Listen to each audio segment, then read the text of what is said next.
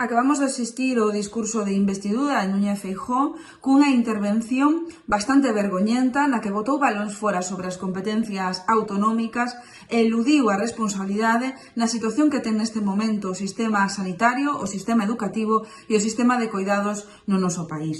En materia de sanidade, non fixo ningunha sola referencia á situación de atención primaria, sobrecargada polo incremento da asistencia por mor do coronavirus e xa cun recortes previos que fan que neste momento estemos tendo centros de saúde con prácticamente un mes de demora nas atencións porque non se están a sustituir as e os profesionais. Tampouco fixo ningún tipo de referencia á situación do sistema de coidados. Presumiu que iba a facer efectivas ou que iba a construir 7 residencias, 5 as mellores residencias do conxunto de Europa, un elemento que se cadra incluso pornográfico nunha situación na que o 50% das persoas que faleceron por mor do coronavirus o fixeron en residencias no conxunto da comunidade, nas residencias privadas.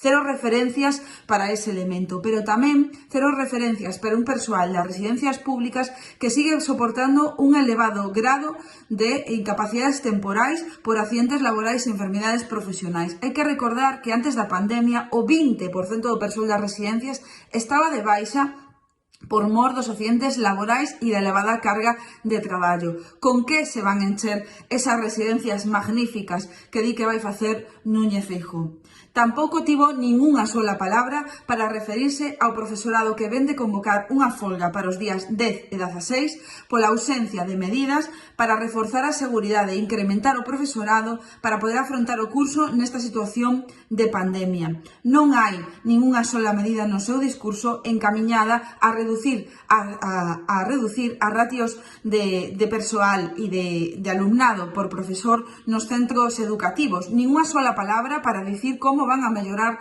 a limpeza e a desinfección dos centros educativos. Tampouco ningunha sola medida de como se vai a afrontar a necesaria conciliación cando exista o peche dun centro. Cero medidas tampouco en materia de industria e en materia de emprego, trasladando as súas responsabilidades ao goberno central. É absolutamente asombroso que quen o ano pasado deixou sen executar máis de 150 millóns de euros en materia de políticas activas de emprego, anuncia agora que vai incrementar o orzamento e pide tamén medidas ao goberno central. Para que pide medidas? Para que anuncia unha cifra imaxinaria cando a que tiña o ano pasado nin siquiera a executou? En resumo, un discurso dun presidente ocupado en botar as culpas a outros da ausencia de medidas en competencias que son autonómicas, con cero propostas para mellorar a situación de educación, da sanidade e do sistema de coidados.